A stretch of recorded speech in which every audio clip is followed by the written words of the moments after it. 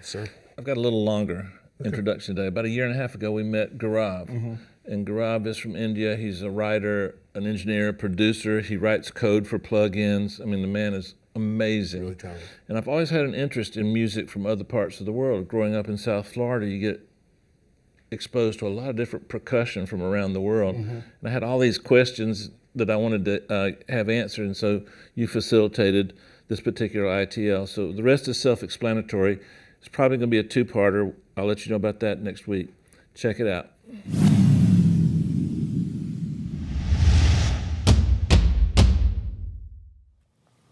Hey guys, I got a special treat for you today. I'm hanging here with my friend Gaurav. We call him G. He's a huge artist in India and also writes software. He's got a plugin coming out. What's the name of the plugin again? It's called the Slam Dog. Slam Dog. And I'm about to check it out, so I'll keep you posted on that. He's brought some tracks. He puts together, nobody outsells you in terms of percussion tracks and loops from India, right? Yeah, I've been fortunate to get our libraries out there, and people have responded well. Yeah, they sell good. I heard a rumor that you've sold like many, many millions of records, right? Well, early in my career when records used to sell, yeah, we did actually for the cool. first project. Yeah. So, guys, I met G at NAMM and was just really taken aback by his love of music and his enthusiasm. I'm sitting there thinking, man, you know, music is the coolest thing because there's no boundaries, there's no culture, there's no countries. Music is music, and I realized I didn't know a lot about the music that he makes, and I wanted to learn a little more. So today we're gonna do the first part of two-part episodes and break down a couple of things. I thought that I had a little bit of skills in this world, but you write code, you make beats, I had to write down so many things. You're also widely known as an educator, and I guess that's probably the foundation on which we started our relationship. And then you played me a song, Ethnic Funk, which I just fell in love with. What a great song. Thanks. So what did you bring us today?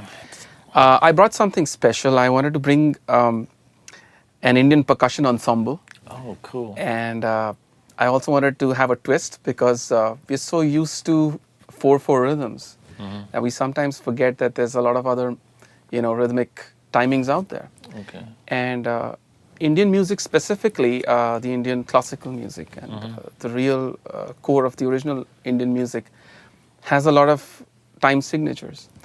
So I brought something which is in 7/8. Okay. And there is a name for, like most signatures. This one is called a Rupak Tal. Oh. Yeah. So I already forgot it.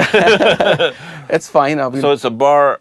It's a bar with 4 beats, and then three. a bar of 3, then a 4, and then 3. Exactly. Let me ask you something. When I hear music from India, I hear notes that seem to be outside of the regular 12-note scale that we use. Do you have more notes, or are you just how is that? What's going on there? Well, we have a similar tuning like the West. To be honest with you, we do have intermediate notes or means, as we call them. They're basically meaned. Spell that. MEEND. Oh, okay. Never spelled it in English before.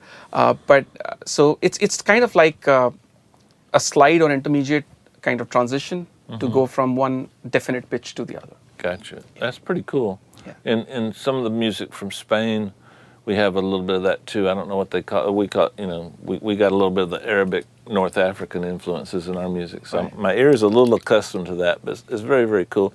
And there's so many different regions in India that I'm sure there's different types of music, and every just like America, we've got a million kinds of different musics and beats. But do most people use a 4/4 basic kind of?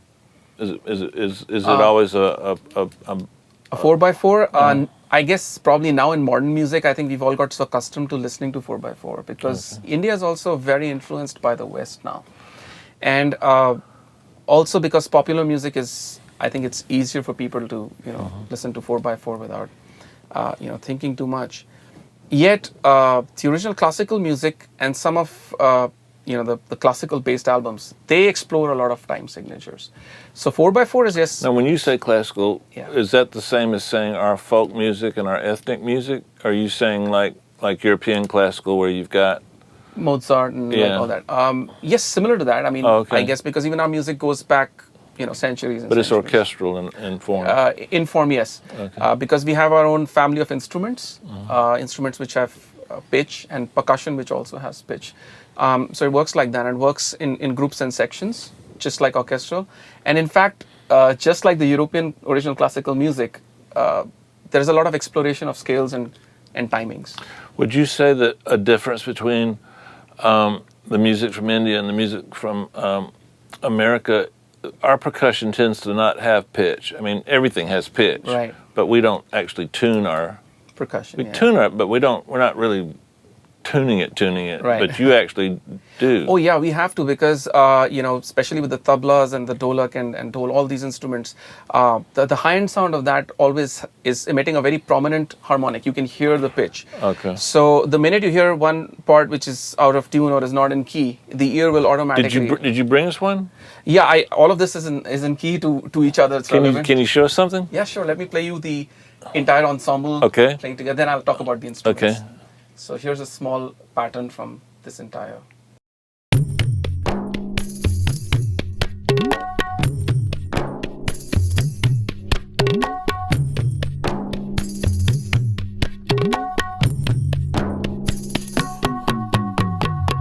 Yeah, one part. that thing that sounds real high pitched. You can hear the note on that Yeah. really well. Yeah. What's the low note?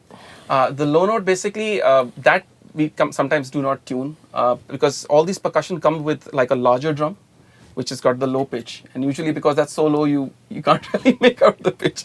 So we do tune it, but it's people don't like need Can to I be hear accurate. it? Yeah, Can you sure. show it? This is the dholak, and although this is a mixed ensemble, but you can hear the it has a pitch. That's one instrument. It's one instrument, but this is two players that we mic'd playing it together, like two of the same instrument. It's like an ensemble. Which That Yeah, that's the same instrument. yeah. It's got a low end part and it's got a high end part. That's crazy. It's one drum. Yeah. So what would be the equivalent of what I'm hearing that remind me of like congas or bongos? Well, What you're is right. that? Actually, it is just like that. Congas and bongos also have pitch, and you got to tune them, and they have a low part and a high part sometimes. But you have like two or three drums. So how did you EQ that instrument that has so many sounds? What's Yeah. it called again? It's a dholak. Say it slow. It's a dholak. Tulak? Dholak. Dulak. Dholak. Yeah. Dulak. Yeah. Oh, you gotta have the hand. Dulak. Yeah. Okay. Dulak. You're close. So I'm not being funny. Say it no, slow. it's dholak. Dulak. Yes. Okay. So with the dholak, in this particular case, I did not EQ it too much, because what I did is that I recorded with two microphones. We had the C414 and the C212, and since they both can capture pretty much the low end and the high end, we placed it between two players who were facing each other. So each have got their instrument playing the same pattern, and we place the mic slightly outside, trying not to really get an on-axis sound, trying to really get Okay. more of a room and an outside sound, because this particular instrument is also being mixed with the tabla, which we're miking very directly. Okay. Do you have anything on that on the Yeah, on the Dulak? Yeah, I have. On this one, I sometimes use a low-cut filter, but in this case, I have not really used one. Okay. Then we have the tabla, which is Oh. playing along with the dholak. Finally, something I recognize. What's on that? Yeah, so we've got an REQ. I'm kind of. Ooh, you went crazy on that. You're like a I play with the me- tools. I'm not a minimalist, really. no. So I try to bring out the harmonics, like you can see around 4 or 5K around here. 3K. Okay. Then I bring in a lot of air. I'll just solo this part to show you the before and Okay. after. Okay, please. So this is how it was tracked. To be honest, again, I'm crazy about compression, and sometimes I like to hear sounds defined so that I don't have to do a lot later. So in this case, we used a distressor along with a when you were recording. When we were recording. So I went a little heavy on the compression, but then I got the sound that I wanted. But now mixing it with the dholak, obviously both are in a similar kind of frequency range. So what I did is I wanted to pull up the sharpness and the brightness of the tablas. Okay. And then... Oh, I gotcha. Trying to bring a little bit of Yeah, you can really hear that 3K. Yeah. So just bring in some air and, pulling it. Is that 10 dB at 14K? You went a little nuts on that one, didn't you? I did. It's air, invisible. It also because, like I said, there's a bit of masking probably that sometimes happens when, maybe not in solo, I would not probably do it, in a solo mode. But when you play all the other instruments together. How many instruments? We're hearing 9 instruments? We've got, we've got 1, 2, 3, 4, 5, 6, about 7 playing together. Okay. And then we have different parts at this place. Okay. Play me the part where they're all playing. Yeah, this is the one.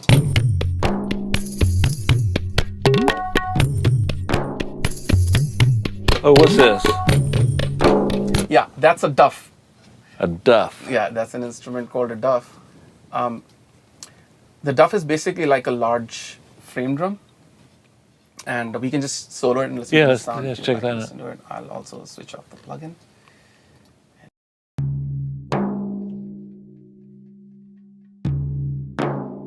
Sounds like a big floor tom. It does, actually. With a tight head. Yeah.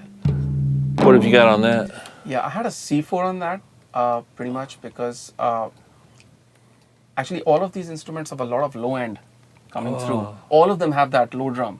Okay. So in this case, to make this one fit in, I used the C4 to, kind of multi-band the low frequencies, clean it up a bit, so that the rest can breathe. The low end can. Let's hear it without it. Ooh, that's ugly. Yeah, it's got a lot of mud in there. So, would this percussion part that you're playing would this be considered somewhat typical of what form of music? This would be, I think, Indian classical music, more influenced from the northern region of India, because India is diverse, and Indian music is also, even the instruments and the styles and patterns are pretty diverse. And in terms of the equivalent in American music, what would you say this would be most like? It's very difficult to compare. I know. But I think probably... I'll give you a hint. South Florida, Cuban music. Cuban music. It's a lot like a lot of stuff yeah. from Florida south, on into the Caribbean and Brazil, and right. It has a lot. Don't you think, Leandro? It has a lot of relationships with. Yeah, you have a lot of time signatures too. There's a lot of polyrhythms. I guess that's why I hear that and I just really like it. Well, I'll tell you what we're going to do. We're gonna end this episode today. We'll call this part 1, and you'll help me out with part 2, right? I want a little bit more learn. We'll get a little deeper on part 2, okay? Right here with you, Dave. Hey guys, as always, I want you to do your homework, do a little research. We've kind of touched on some things, and I want you to hear this because I thought it was amazing, and just the sounds and the fact that I'm looking at a screen and hearing those sounds, but I'm seeing a C4 and I'm seeing another waves that you can play. It's just kind of bizarre to me, and I'm not meaning that in a disrespectful way. It's just so cool that we have this common foundation and bond between us. If we do music, I feel like I've known you forever. You feel like you know me forever, and it's just great seeing all that Waves plugins on the screen. But I'm hearing things that sound a little different to me. So check it out, and we're going to go a little deeper next Into the Lair. Thanks, guys.